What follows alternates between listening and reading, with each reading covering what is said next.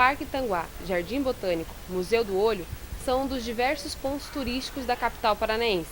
Quer saber mais sobre eles? Confira a reportagem de Jennifer Bueno. Marcela Barbosa veio do Rio de Janeiro para visitar a capital dos paranaenses. Bom, Curitiba eu gostei bastante por conta dos pontos turísticos mesmo, que lá do Rio de Janeiro eu já pesquisava. Também teve um momento difícil que eu passei, também tinha que vir para cá para poder me superar. E o frio para mim é muito mais agradável. O Rio de Janeiro é sempre muito quente, realmente é Rio 40 graus. O Parque Tanguá, onde Marcela está visitando, envolve uma área de 235 mil metros quadrados, lugar de um antigo complexo de pedreiras desativadas. Os visitantes podem ter contato com lindas áreas verdes próximas à nascente do rio Barigui, 2 lagos e um túnel artificial, que pode ser visitado de barco ou a pé, além de mirantes, ciclovia, pista de Cooper e lanchonete. A quantidade de turistas que vieram para Curitiba aumentou 0,15% de 2015 para 2016. Foram cerca de 137 pessoas a mais que vieram à capital paranaense. Em 2016, foram 87.300 pessoas que vieram à cidade. Participaram das pesquisas o Jardim Botânico, Torre Panorâmica, a Rodoferroviária de Curitiba e também o Aeroporto Afonso Pena. Inaugurado em 1991, o Jardim Botânico é conhecido por seus jardins geométricos e pela estufa de 3 abóbadas, que possui plantas características da floresta atlântica do Brasil. O local ainda abriga o Museu Botânico Municipal, trilhas em bosque de araucárias, lago, quadras esportivas e um velódromo. O Museu Oscar Niemeyer é um espaço dedicado à exposição de artes visuais, arquitetura, urbanismo e design. Possui cerca de 35 mil metros quadrados de área construída e mais de 17 mil metros quadrados de área expositiva, considerada a maior da América Latina. Curitiba é rica na diversidade cultural, assim como em todo o Brasil. Por aqui passam pessoas de todas as religiões. Hoje, no quadro Templos de Curitiba, vamos conhecer mais sobre a arquitetura da primeira igreja batista da cidade. As raízes da Catedral Nossa Senhora da Luz e Bom Jesus dos Pinhais tiveram início em 1668, quando foi erguida apenas uma igrejinha de madeira. No ano de 1693, instalou em suas dependências a Câmara Municipal de Curitiba para eleger as primeiras autoridades da cidade.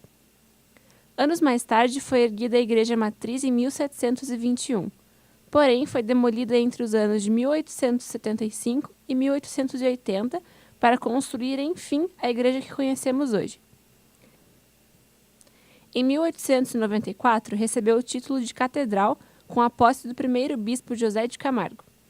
Em 1993, 100 anos após sua inauguração, a catedral foi elevada ao grau de Basílica Menor em reverência a Nossa Senhora da Luz dos Pinhais, a santa padroeira da capital paranaense. Em 1993, 100 anos após a sua inauguração, a catedral foi elevada ao grau de Basílica Menor em reverência a Nossa Senhora da Luz dos Pinhais, a santa padroeira da capital paranaense. A autoria do projeto do arquiteto francês Alphonse Conde Desplaces, com pequenas modificações feitas pelo engenheiro Giovanni Lazzarini, que foi o responsável pela execução da obra. Em 1947, foi construído um anexo. Esta ampliação impede que o Instituto do Patrimônio Histórico e Artístico Nacional reconheça a catedral como patrimônio histórico. Porém, é uma unidade de interesse de preservação municipal. Em 2012, foi finalizada a mais profunda e detalhada restauração do templo, que devolveu as cores originais. Nesta etapa, algumas características até então desconhecidas ou esquecidas foram descobertas, como um poço de 9 metros no altar, que provavelmente abastecia a primeira igreja e tornou-se uma atração após ser iluminado e coberto com tampo de vidro. Outra igreja ícone em arquitetura da capital é a primeira igreja batista de Curitiba. Inaugurada em 1914 com cerca de 10 membros, a igreja não tinha nenhum diferencial em sua construção. Foi a partir da mudança para o novo endereço na Avenida Batel em 1978 que o projeto arquitetônico atual começou a ser planejado. Ao longo da construção do novo templo, a igreja passou por dificuldades financeiras tanto para o início como para o término do projeto. Para isso, campanhas foram planejadas entre os líderes e membros para arrecadar fundos para a continuação da construção da Igreja Batista. Entre 2012 e 2014, os últimos detalhes foram concluídos. A finalização do templo junto com todas as instalações de poltronas, vitrais, revestimentos acústicos e esquadrias de templo e também o hall da entrada pela Avenida Batel. Um dos destaques do prédio da igreja são os vitrais. Foram quase 3 anos de pesquisa, planejamento e execução do que seria uma das partes mais desafiadoras da construção da igreja. A principal dificuldade na produção dos vitrais era unir a estética com conforto térmico e acústico. A técnica utilizada na igreja foi a impressão digital, que é capaz de criar um jogo de sombra e luz com variações de texturas, cores, características dos vitrais. Mas, além da beleza que os vitrais proporcionam para a igreja, sua mensagem também é importante. Muito além de apenas ilustrações, os vitrais da primeira Igreja Batista de Curitiba contam a história da vida de Jesus. Cada janela mostra uma cena diferente descrita na Bíblia. Grandes nomes da arquitetura já passaram pela capital. Um deles é o arquiteto Abraão Assad, responsável pelos projetos das estações Tubo e Jardim Botânico. Confira a entrevista. A dar mais vontade.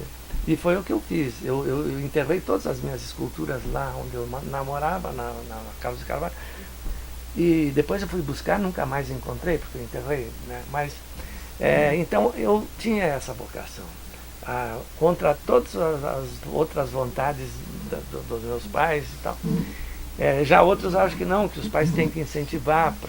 Outros, claro, eu tenho algumas referências. Se você perceber essa minha casa, ela tem alguns princípios de alguns papas da arquitetura. Então, o Le Corbusier, que é considerado o pai da arquitetura moderna, ele fala dos pilotis, a casa tem que estar flutuando, ela tem que ter um terraço. Eu ando em cima da minha casa, eu tenho um terraço. Então, há uma influência, mas eu acho que o que me marcou foi a minha vocação para a forma, para o desenho, para a arquitetura, para a escultura. E eu, com 6 anos, já sabia que ia fazer arquitetura, já tinha certeza. Bom, numa cidade é ter sempre a visão da paisagem.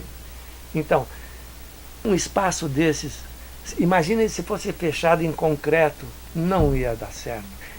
Espaços urbanos são abertos, eles podem ser cobertos, mas a visão da paisagem é importante.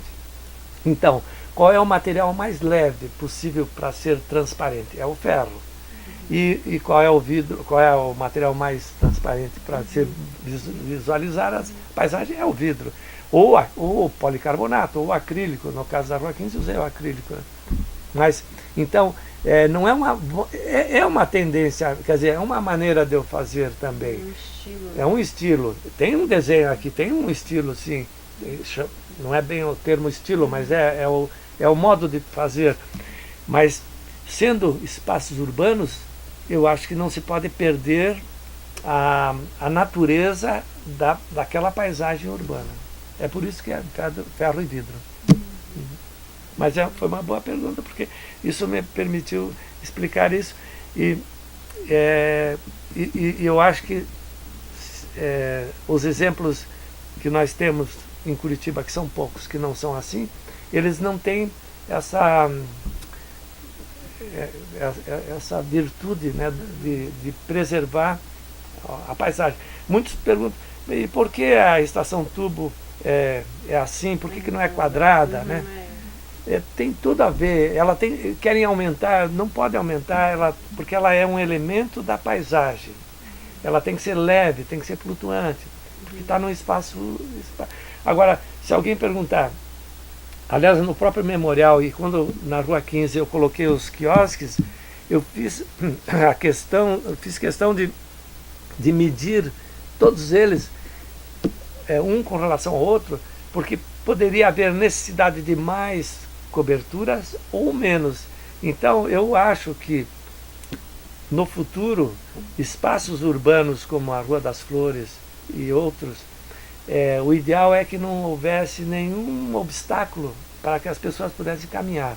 E um bom exemplo disso é a Praça de São Marcos, em Veneza. A Praça de São Marcos, em Veneza, eu acho a praça mais bonita que eu conheço, no meu gosto, e que é um vazio, mas é um vazio que tem a arquitetura como o seu entorno. Então a paisagem é feita da arquitetura, com a harmonia do conjunto, e aquela praça é livre para você passear, para andar. E eu acho que a Rua 15 poderia ser assim, ela não precisaria ter postes de luz, ela não precisaria ter bancas de revista, nada.